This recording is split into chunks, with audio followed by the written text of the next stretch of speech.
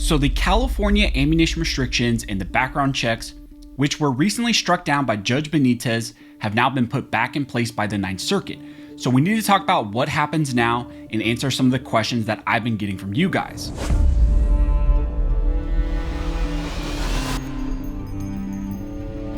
But real quick before we jump into this video, I want to ask you guys for a huge favor. I was looking at some of my analytics and about 60% of all my viewers are actually not subscribed to the channel. So that means if this video gets about 100,000 views, that could be 60,000 of you guys who are actually not subscribed. So if you enjoyed this 2A content, if you want to get it out to more people and you want to support this for free, one of the best ways to do that is to subscribe to the channel. But regardless, thank you guys so much for all of your support. As I mentioned in the intro, the California ammunition restrictions that were recently struck down by Judge Benitez in the Rody v. Bonta case in that lawsuit have now been put back in place by the Ninth Circuit. Last night, the Ninth Circuit motions panel finally took action in this case, and it wasn't good for California gun owners. I'm just going to be upfront with you guys. It wasn't in our favor.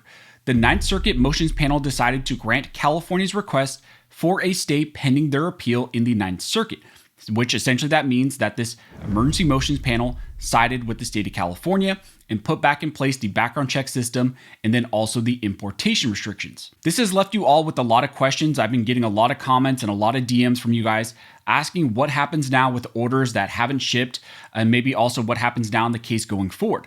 So I'm going to try to answer those questions in this video, but understand, although I am a licensed attorney, I'm not your attorney, and this is by no means legal advice. Now, if you're not aware, Rody v. Bonta deals with the state of California's restrictions on the purchase of ammunition and also the background check system that you must go through to be able to purchase ammunition.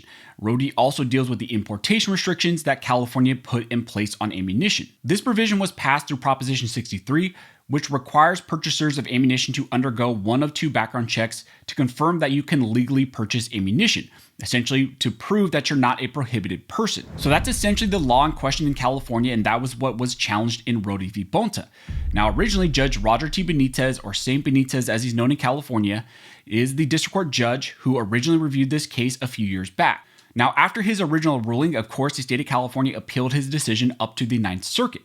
Oral arguments were held on November of 2020 in front of a 3-judge panel in the Ninth Circuit. But the ruling of the panel was then put on hold because the Supreme Court was going to issue a decision, and ultimately they did issue a 6-3 decision in New York State Rifle and Pistol Association versus Bruin. And so what ended up happening is a lot of cases, including a bunch of California cases, were then remanded back down to the lower courts. This one, Rody, was remanded back down to Judge Benitez for him to reconsider the case in light of Bruin. And then last week, we got an awesome decision from Judge Benitez. The short and sweet of that decision was that Judge Benitez enjoined the enforcement of various sections of California's penal code which applied to ammunition. The decision by Judge Benitez lifted the background check requirement in California and then also the importation restrictions, which allowed people to go online, purchase ammunition, and then have it sent to them directly, which a lot of people did. I'm sure a lot of you guys watching this probably did that as well. Now, in response, California and Gavin Newsom, the Attorney General, were very upset. They went online, were bashing Judge Benitez, and then also they went back to him and asked for Judge Benitez to issue a stay on his own decision, and in the alternative, to issue a 10-day administrative stay so that they could appeal up to the Ninth Circuit. Now, in that motion, California also demanded that Judge Benitez respond by 2 p.m. that day. Well, I don't think Judge Benitez liked that at all, and he responded to that request, to that motion, denying both requests for stays. He denied this, stay of that decision, and then he also denied the request for a 10-day administrative stay. So the ammunition freedom continued for a few days. Now, we didn't know that that was going to be the fact because California immediately went crying up to the Ninth Circuit. They always do that. And they filed an emergency request for a stay pending appeal to the Ninth Circuit Motions Panel, which is a random rotating monthly selection of 3 judges who review emergency motions. Many of us anticipated probably that day, which was January 31st, that we would hear something from that Ninth Circuit Motions Panel, but nothing happened. And so we made it through the entire weekend with no word from the Ninth Circuit Motions Panel, no word from the Ninth Circuit at all. So a lot of us were thinking, okay, what is happening? This is a little bit unusual. And then on top of that, we also got notice from the California DOJ notifying FFLs that because of the decision from Judge Benitez and the denial of the stay, they were no longer required to run background checks and that people could purchase ammunition online as well. So even DOJ recognized what had happened in the decision. But then finally, last night, we got an order from the Ninth Circuit. And the order reads, order by Judge Clifton and H.A. Thomas, dissent by Judge Callahan. The motion to stay the district court's January 30th, 2024 permanent injunction and judgment is granted. The existing briefing schedule remains in effect. Callahan, circuit judge, dissenting. So Callahan was the only judge who dissented. She stated that, I would deny the motion for a stay pending appeal. I do not believe appellant has met his burden of showing a likelihood of success on the merits or that irreparable injury will occur absent a stay. So despite the dissent and despite this order, there's no real clarity or rationale about why the stay was granted, and no clarity about what happens now, maybe with orders that happened before the stay, maybe those that haven't shipped, or maybe even those that are currently in transit. That has a lot of people asking what happens now with all of these orders. And really at this point, we have no real guidance and no real, clear answer on what happens because the Ninth Circuit has kind of left us in limbo on that very issue. Some companies have notified purchasers that if they bought before the stay that was granted by the Ninth Circuit, those companies will finish processing the orders, will finish shipping those orders. So some companies are taking that position and some companies are probably going to take the opposite position. Now, as of right now, of me filming this, we don't also have any guidance from Cal DOJ on about what their take is on this. And again, there's no clarity from the Ninth Circuit either.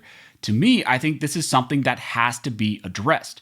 I would like for CRPA, Gun Owners of California, and all of the other organizations involved with Rody to put forward a motion for clarification to the Ninth Circuit, to the motions panel, to the Ninth Circuit, maybe even at large, to the merits panel, if the merits panel has been selected, that we need answers on that very specific question, because it's leaving a lot of people potentially exposed because of the lack of clarity by the Ninth Circuit. We've seen other organizations file similar motions for clarification in the Fifth Circuit when the whole pistol brace ruling happened, in the mock case, when that happened and the Fifth Circuit did some of those things. We saw motions for clarification in the Fifth Circuit, and we saw some orders clarifying some of the protections and some of the issues that were involved in that case. I think we need to see something like that also happen in this case. Also, I think there could be, or maybe even should be, additional motions to Judge Benitez and then also to the Ninth Circuit Merits Panel to reconsider these stays.